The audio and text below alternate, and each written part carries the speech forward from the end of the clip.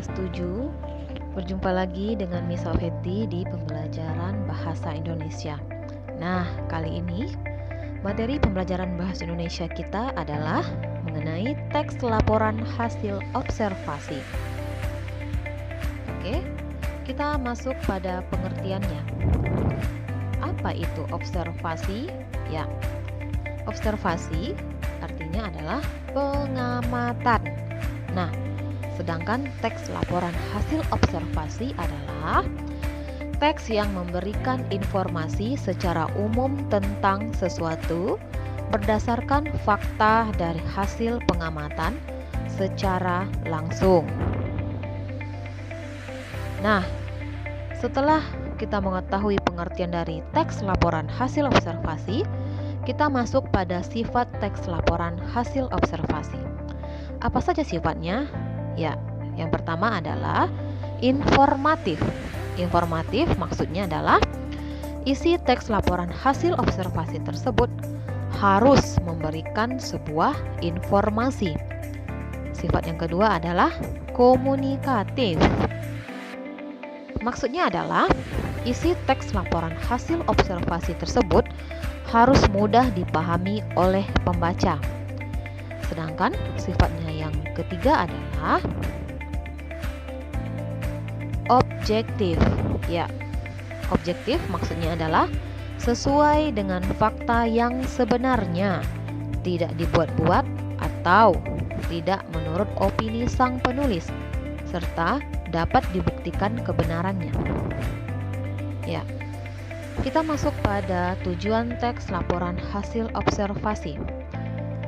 Tujuannya adalah untuk memberikan informasi secara objektif berdasarkan fakta yang ada di lapangan, sesuai dengan hasil apa? Hasil pengamatan yang didapatkan. Ya. Nah, setelah mengetahui tujuannya, maka kita akan menyimpulkan isi teks laporan hasil observasi.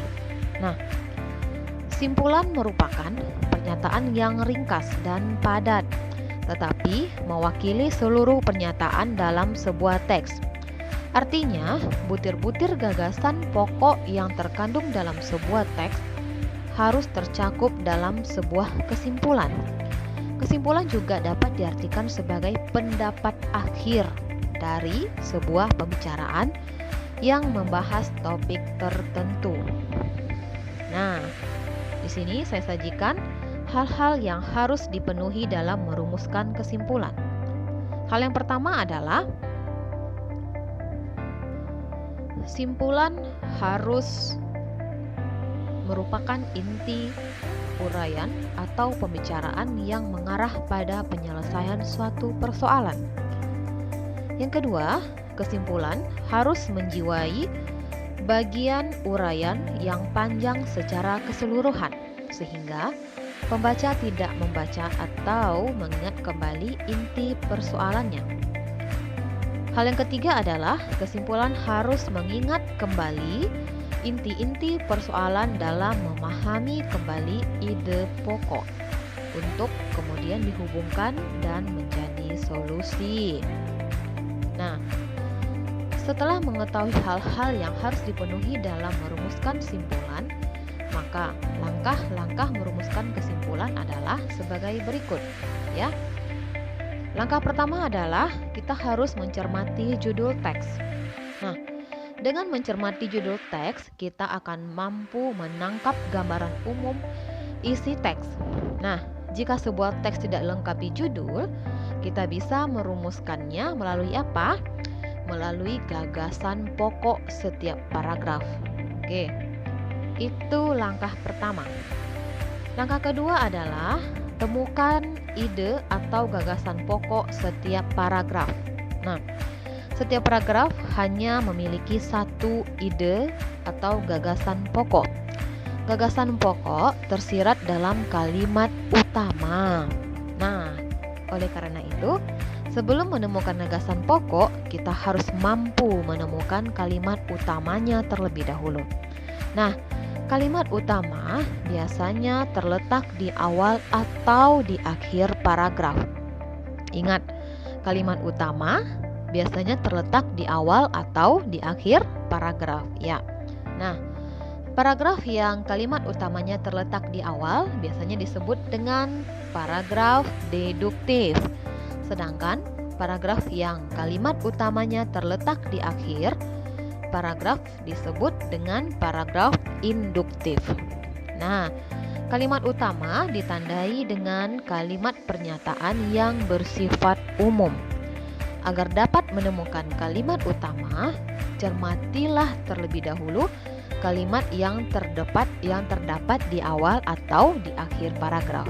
Itu tipsnya. Oke? Nah, langkah ketiga adalah rangkaikan ide atau gagasan pokok setiap paragraf tersebut menjadi pernyataan yang mewakili isi teks. Nah, kalimat-kalimat pernyataan sebagai rumusan simpulan sebuah teks disusun ke dalam kalimat yang ringkas dan sederhana tanpa mengubah makna isi. Oke, baiklah anak-anak mis sekalian. Dengan berakhirnya langkah-langkah untuk menyimpulkan teks laporan hasil observasi, maka berakhirlah pemaparan materi kita pada hari ini mengenai teks laporan hasil observasi.